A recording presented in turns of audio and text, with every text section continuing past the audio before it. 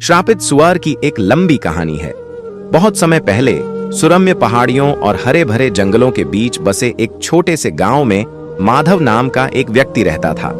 माधव धनी था, उसके पास उपजाऊ खेत और कई नौकर थे, लेकिन उसका हृदय पत्थर जैसा कठोर था।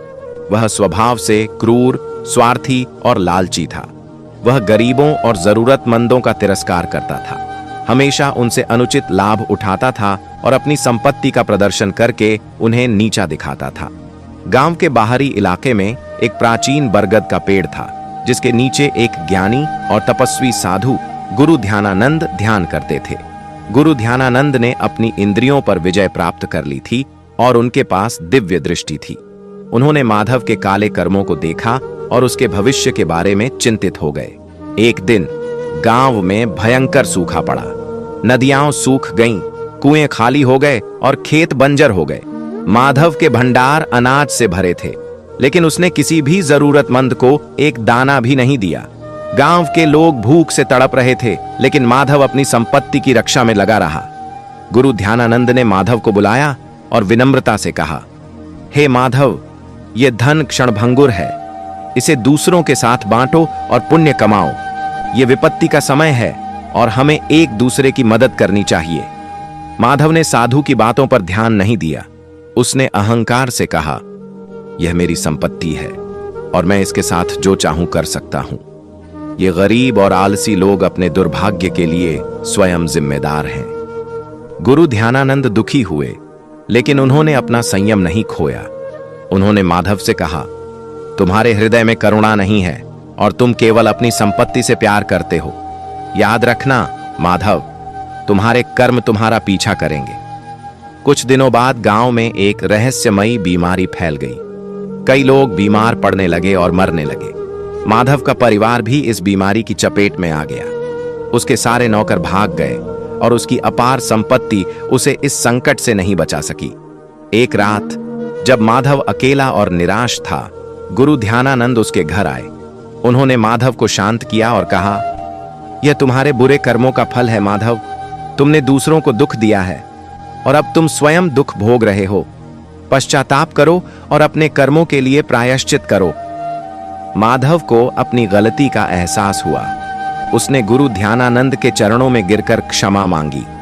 गुरु ध्यानानंद ने कहा, पश्चाताप से हृदय शुद्ध होता है, लेकिन कर्मों का फल भोगना पड़ता है।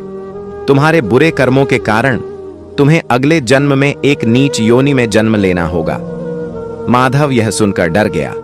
उसने पूछा, हे गुरुदेव, क्या कोई उपाय है जिससे मैं इस श्राप से मुक्ति पा सकूं?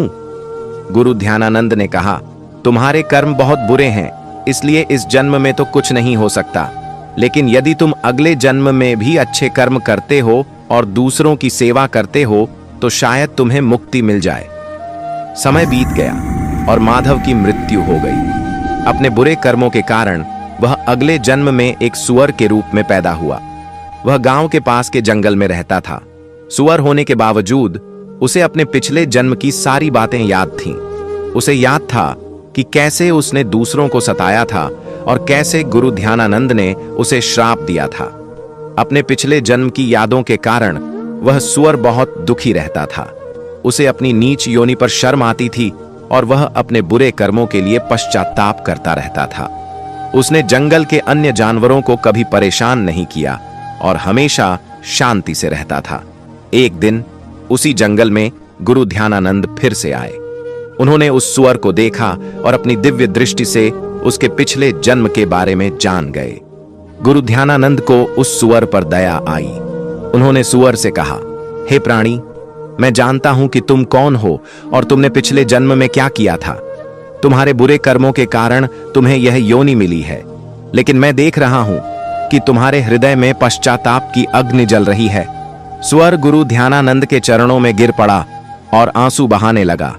उसने अपनी अभागी कहानी गुरु को सुनाई। गौतम बुद्ध की कहानियों में सीधे तौर पर भाग्य का चक्र शब्द का उपयोग शायद नहीं मिलता, क्योंकि उनकी शिक्षाएं कर्म, कारण और प्रभाव और व्यक्तिगत प्रयास पर अधिक केंद्रित हैं।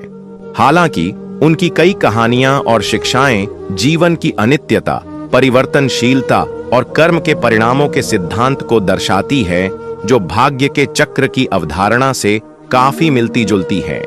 यहाँ कुछ पहलू हैं जो गौतम बुद्ध की शिक्षाओं में भाग्य के चक्र के विचार को दर्शाते हैं। अनित्यता, अनिका। बुद्ध की एक प्रमुख शिक्षा अनित्यता है, जिसका अर्थ है कि सब कुछ क्षणिक और परिवर्तनशील है।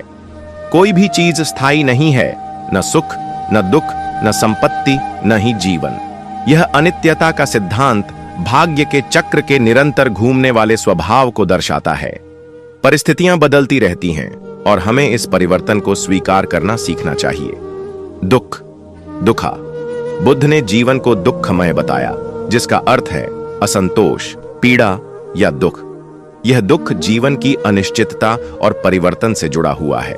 जब चीजें बदलती हैं और हमारी इच्छाओं के अनुरूप नहीं होती हैं, तो दुख उत्पन्न होता है। भाग्य का चक्र हमें दिखाता है कि सुख और दुख जीवन के अभिन्न अंग हैं और वे बारी बारी से आते रहते हैं। कर्म, कर्मा। बुद्ध की शिक्षाओं में कर्म का सिद्धांत केंद्रीय है। कर्म का अर्थ है क्रिया, और इसमें हमारे विचार, शब्द और कार्य शामिल हैं। हर कर्म का एक परिणाम होता है, जो इस जीवन में या भविष्य के जन्मों में अनुभव किया जा सकता है। यह कर्म का सिद्धांत भाग्य के चक्र के पीछे की प्रेरक शक्ति है। हमारे अच्छे कर्म अच्छे परिणाम लाते हैं और बुरे कर्म बुरे परिणाम। इस प्रकार हम अपने भाग्य के चक्र को अपने कर्मों से प्रभावित करते हैं। पुनर्जन्म, रीबर्थ। बौद्ध धर्म पुनर्जन्म में विश्वास करता है, जो कर्म के चक्र से जुड़ा हुआ है। हमारे वर्तमान कर्म हमारे भविष्य के जन्मों की परिस्थितियों को निर्धारित करते हैं। यह पुनर्जन्म का चक्र भी भाग्य के चक्र के एक विस्तारित रूप को दर्शाता है, जहां जीवन और मृत्यु का क्रम चलता रहता है और हमारी कर्मिक ऊर्जा हमें विभिन्न योनियों में ले जाती है। एक संबंधित कहानी, एक प्रसिद्ध बौद्ध कहानी है अंगुलीमाल की। अंगुलीमाल एक क्रूर हत्यारा था, जिसने कई लोगों को मारा था। जब वह बुद्ध के संपर्क में आया, तो बुद्ध की करुणा और शिक्षाओं ने उसके हृदय को परिवर्तित कर दिया। अंगुलीमाल ने अपनी हिंसक राह छोड़ दी और बुद्ध का शिष्य बन गया। इस कहानी में अंगुलीमाल के जीवन में एक नाटकीय परिवर्तन आता है। उसके बुरे भाग्य का चक्र अच्छे में बदल जाता है, क्योंकि उसने अपने कर्मों को बदला और धम्म के मार्ग पर चला। निष्कर्ष, हालांकि गौतम बुद्ध ने सीधे भाग्य का चक्र शब्द का उपयोग नहीं किया होगा, उनकी शिक्षाएं अनित्यता, दुख, कर्म और पुनर्जन्म के सिद्धांतों के माध्यम से उस विचार को समाहित करती हैं। उनकी कहानियां दिखाती हैं कि जीवन परिवर्तनशील है, दुख स्वाभाविक है और हमारे कर्म हमारे अनुभवों को आकार देते हैं। बुद्ध की शिक्षाएं हमें सिखाती हैं कि हम अपने कर्मों को शुद्ध करके और सही मार्ग। एक औरत के पूर्व जन्मों के खेल पर आधारित है। कहानी अनगिनत जन्मों का चक्र। राधिका एक शांत और विचारशील महिला थी, लेकिन उसके जीवन में अजीब सी पुनरावृत्तियां होती रहती थीं।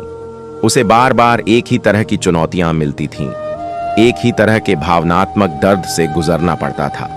ऐसा लगता था जैसे कोई अदृश्य शक्ति उसे एक ही चक्र में घुमा रही हो।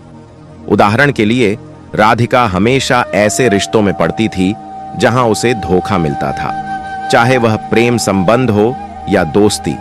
अंत में उसे विश्वासघात का सामना करना पड़ता था। वह इस पैटर्न को समझ नहीं पाती थी, क्योंकि वह हमेशा वफादार और समर्पित रहती थी। उसे ऊंचाइयों से भी बहुत डर लगता था, इतना कि वह किसी बहुमंजिला इमारत की बालकनी पर भी जाने से घबराती थी। उसे इस डर का कोई तार्किक कारण याद नहीं था, क्योंकि उसके वर्तमान जीवन में उसके साथ ऐसा कोई हादसा नहीं हुआ था। एक बार राधिका एक आध्यात्मिक गुरु से मिली।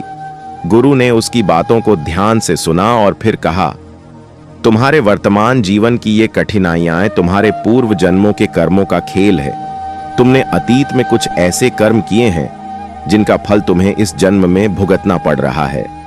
गुरु ने राधिका को ध्यान और आत्ममंथन करने की सलाह दी। धीरे धीरे राधिका को अपने भीतर कुछ धुंधली छवियां दिखने लगी। एक जन्म में उसने खुद किसी के साथ विश्वासघात किया था, जिसके कारण उसे बहुत दुख पहुंचा था। एक अन्य जन्म में वह एक ऊंची पहाड़ी से गिर गई थी, जिससे उसे ऊंचाई से डर बैठ गया था।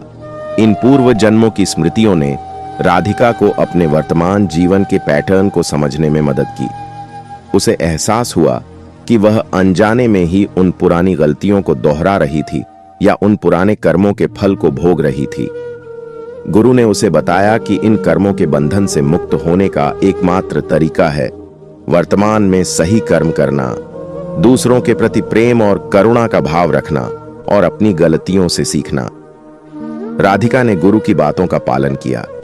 उसने अपने व्यवहार में बदलाव लाना शुरू किया, दूसरों पर विश्वास करना सीखा और अपने डर का सामना करने की कोशिश की। धीरे धीरे उसके रिश्तों में स्थिरता आने लगी और ऊंचाई का डर भी कम होने लगा। यह कहानी राधिका के जीवन के एक पड़ाव को दर्शाती है, जहां उसे अपने पूर्व जन्मों के कर्मों के खेल का एहसास होता है। यह खेल अभी भी जारी है, लेकिन अब राधिका के पास इसे समझने और बदलने की शक्ति है। क्या वह पूरी तरह से इस चक्र से मुक्त हो पाएगी? क्या वह अपने भविष्य को अपने वर्तमान कर्मों से बेहतर बना पाएगी? यह एक ऐसा प्रश्न है जिसका उत्तर उसके आगे के जीवन में छिपा है। यह कहानी दर्शाती है कि कैसे पूर्व जन्मों के कर्म हमारे वर्तमान जीवन को प्रभावित कर सकते हैं और कैसे आत्मज्ञान और सही कर्मों के माध्यम से हम उन प्रभावों को बदल सकते हैं जो एक औरत के पूर्व जन्म के कर्मों के खेल से जुड़ी हो सकती है। अधूरी कहानी। छाया मीरा के जीवन में एक अजीब सी उदासी हमेशा छाई रहती थी। सब कुछ होते हुए भी एक प्यार करने वाला परिवार, एक सफल करियर, उसके मन के किसी कोने में एक खालीपन महसूस होता था। उसे अक्सर धुंधली सी यादें आती थीं, जैसे किसी और युग की तस्वीरें जिनमें वह एक अलग ही रूप में दिखती थी। किसी अनजान व्यक्ति के साथ एक अधूरा सा रिश्ता जी रही होती थी। कभी उसे लगता जैसे वह किसी विशाल महल के गलियारों में अकेली घूम रही है, किसी का इंतजार कर रही है जो कभी नहीं आएगा। कभी उसे किसी वीरान समुद्र तट की रेत पर अपने कदमों के निशान मिटते हुए दिखते एक अनकही विदाई का दर्द उसकी छाती में उठता। ये सपने या यादें इतनी जीवंत होती थीं कि मीरा कई बार वर्तमान और अतीत के बीच का अंतर भूल जाती थी। उसके स्वभाव में भी एक अजीब सी स्थिरता और त्याग का भाव था। वह दूसरों की मदद के लिए हमेशा तत्पर रहती थी, अपनी जरूरतों को अक्सर पीछे छोड़ देती थी। लोग उसे दयालु और निस्वार्थ कहते थे, पर मीरा जानती थी कि यह गुण उसके भीतर गहराई से समाया हुआ है, जैसे किसी पुराने जन्म का संस्कार हो। एक दिन मीरा एक पुरानी हवेली देखने गई। खंडहर हो चुकी उस इमारत में प्रवेश करते ही उसे एक तीव्र अनुभूति हुई, जैसे वह बरसों बाद अपने घर लौट आई हो। हवेली के एक कमरे में उसे एक अधूरा चित्र मिला, एक सुंदर स्त्री का चेहरा, पर आंखें अधूरी थीं। उस चेहरे में मीरा को अपनी ही झलक दिखाई दी, पर साथ ही एक गहरी वेदना भी झलक रही थी। उसी हवेली के पास उसे एक पुराना शिलालेख मिला, जिस पर एक प्रेम कहानी खुदी हुई थी, एक राजकुमारी और एक साधारण कलाकार की कहानी, जिनका प्यार अधूरा रह गया था, शायद किसी षड्यंत्र या दुर्भाग्य के कारण। राजकुमारी का नाम माधवी था। रामू को कर्मों का फल। रामू एक छोटे से गांव में रहता था। वह स्वभाव से बहुत आलसी और स्वार्थी था। वह कभी किसी काम में मन नहीं लगाता था और हमेशा दूसरों पर निर्भर रहता था। गांव के लोग जब मुश्किल में होते तो एक दूसरे की मदद करते थे, लेकिन रामू हमेशा उनसे दूर रहता और अपनी ही धुन में मस्त रहता। एक बार गांव में सूखा पड़ गया, लोगों की फसलें बर्बाद हो गईं और खाने पीने की किल्लत होने लगी। गांव के सभी लोग मिलकर इस संकट का सामना करने की कोशिश कर रहे थे। कुछ लोग दूर से पानी लाने में जुटे थे, तो कुछ बचे हुए अनाज को मिल बांट कर खा रहे थे। लेकिन रामू अपने घर में दुबका रहा और दूसरों की मदद करने से कतराता रहा। उसने सोचा कि किसी तरह उसका गुजारा हो जाएगा। जब गांव में खाने की चीजें खत्म होने लगीं, तो रामू को भी चिंता होने लगी। उसने दूसरों से मदद मांगनी शुरू की, लेकिन लोगों ने उसे याद दिलाया कि जब सबको मदद की जरूरत थी तो वह कहां था। कुछ लोगों ने उसे थोड़ा अनाज दिया, लेकिन ज्यादातर ने उसे अपने कर्मों का फल भोगने के लिए छोड़ दिया। रामू को पहली बार अपनी गलती का एहसास हुआ। उसने समझा कि अकेले रहने और दूसरों की परवाह न करने का क्या नतीजा होता है। उसे भूख और प्यास से तड़पना पड़ा, जबकि जिन लोगों की उसने कभी मदद नहीं की थी वे एक दूसरे का सहारा बनकर मुश्किल समय काट रहे थे। इस घटना के बाद रामू का स्वभाव बदल गया। उसने आलस्य छोड़कर काम करना शुरू कर दिया। उसने गांव के लोगों से माफी मांगी और हर संभव मदद करने का वादा किया। धीरे धीरे गांव में हालात सुधरने लगे और रामू भी सबके साथ मिलकर काम करने लगा। समय बीतता गया। रामू अब एक मेहनती और मददगार इंसान बन गया था। जब भी गांव में किसी को जरूरत होती वह सबसे पहले पहुंचता। लोगों ने उसके बदलाव को देखा और उसे फिर से अपना लिया। रामू ने समझ लिया था कि स्वार्थ और आलस्य का फल दुखदाई होता है, जबकि सेवा और सहयोग से सुख और सम्मान मिलता है। एक बार फिर गांव में बाढ़ आ गई। इस बार रामू ने अपनी जान पर खेलकर कई लोगों की जान बचाई। गांव वालों ने उसकी बहादुरी और निस्वार्थ सेवा के लिए उसका बहुत सम्मान किया। रामू ने महसूस किया कि आज उसे जो सम्मान और खुशी मिल रही है वह उसके बदले हुए कर्मों का ही फल है। इस कहानी से पता चलता है कि रामू को अपने बुरे कर्मों, आलस्य और स्वार्थ का फल सूखे के समय अकेलेपन और कठिनाई के रूप में मिला। बाद में अपने अच्छे कर्मों, मेहनत और सेवा के कारण उसे सम्मान और खुशी का फल प्राप्त हुआ। यह दर्शाता है कि कर्मों का फल इस जीवन में भी स्पष्ट रूप से मिल सकता है। रामू के माता पिता को कर्मों का फल। रामू के माता पिता मोहन और राधा गांव के प्रतिष्ठित और धनी व्यक्ति थे। बाहर से वे धार्मिक और दानवीर दिखते थे, लेकिन अंदर ही अंदर वे बहुत स्वार्थी और दूसरों का शोषण करने वाले थे। वे अपने नौकरों से बुरा व्यवहार करते थे, गरीबों की मदद करने में कंजूसी दिखाते थे। मनु का भाग्य। कर्म का मार्ग। एक समय की बात है, एक छोटे से गांव में मनु नाम का एक युवक रहता था। वह बहुत मेहनती और ईमानदार था, लेकिन उसके जीवन में हमेशा कठिनाइयां बनी रहती थीं। उसकी फसलें अक्सर खराब हो जाती थीं, उसके व्यापार में नुकसान होता था और उसे अक्सर बीमारियां घेर लेती थीं। मनु हमेशा सोचता था कि उसका भाग्य इतना खराब क्यों है, जबकि वह हमेशा अच्छे कर्म करता है। एक दिन गौतम बुद्ध उस गांव में आए और एक वृक्ष के नीचे विश्राम कर रहे थे। मनु ने बुद्ध के बारे में सुना था और वह उनसे मिलकर अपनी परेशानी बताने के लिए उत्सुक था।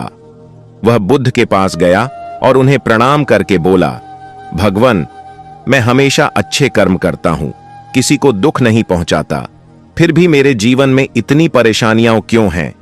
मेरा भाग्य इतना खराब क्यों है? बुद्ध ने मनु की बात ध्यान से सुनी और मुस्कुराकर कहा, मनु, तुम्हारा वर्तमान जीवन तुम्हारे पिछले कर्मों का फल है। जिस प्रकार एक बीज बोने के बाद ही फल मिलता है, उसी प्रकार हमारे द्वारा किए गए कर्मों का परिणाम भी हमें भोगना पड़ता है। मनु थोड़ा हैरान हुआ। उसने पूछा, भगवान, मेरे पिछले जन्म के कर्म? मुझे तो अपने पिछले जन्म के बारे में कुछ भी याद नहीं है। बुद्ध ने समझाया, मनु, भले ही तुम्हें अपने पिछले जन्म याद न हो, लेकिन तुम्हारे द्वारा किए गए हर कर्म का लेखा जोखा रहता है। जिस प्रकार संचित धन समय आने पर काम आता है, उसी प्रकार संचित कर्मों का फल भी समय आने पर मिलता है। तुम्हारे वर्तमान जीवन की कठिनाइयां शायद तुम्हारे पिछले जन्मों के कुछ नकारात्मक कर्मों का परिणाम है। फिर बुद्ध ने एक कहानी सुनाई।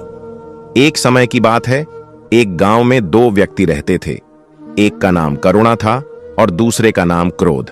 करुणा हमेशा दूसरों की मदद करता था, दान पुण्य करता था और मीठे वचन बोलता था। क्रोध हमेशा दूसरों से ईर्ष्या करता था, उन्हें दुख पहुंचाता था और कठोर बातें कहता था। अपने जीवन के अंत में करुणा एक धनी और सुखी परिवार में जन्मा, जहां उसे सभी प्रकार के सुख और आराम मिले। वहीं क्रोध एक गरीब और दुखी परिवार में जन्मा, जहां उसे हर पल कठिनाइयों का सामना करना पड़ा। यह उनके पिछले जन्मों के कर्मों का ही फल था। बुद्ध ने आगे कहा, मनु, तुम्हारा वर्तमान भाग्य तुम्हारे पिछले कर्मों का परिणाम हो सकता है, लेकिन यह अंतिम नहीं है। तुम अपने वर्तमान कर्मों से अपने भविष्य के भाग्य को बदल सकते हो। यदि तुम अब भी अच्छे कर्म करते रहोगे, दूसरों के प्रति करुणा और प्रेम का भाव रखोगे, तो निश्चित रूप से तुम्हारे भविष्य का भाग्य उज्जवल होगा। मनु को बुद्ध की बातों से शांति मिली। उसे समझ में आया कि भाग्य कोई स्थिर चीज नहीं है, बल्कि यह हमारे कर्मों से जुड़ा हुआ है। उसने उसी दिन से और भी अधिक अच्छे कर्म करने का संकल्प लिया। उसने गरीबों की मदद करना शुरू कर दिया, बीमारों की सेवा की और हमेशा सत्य और धर्म के मार्ग पर चलने का प्रयास किया। धीरे धीरे मनु के जीवन में बदलाव आने लगा।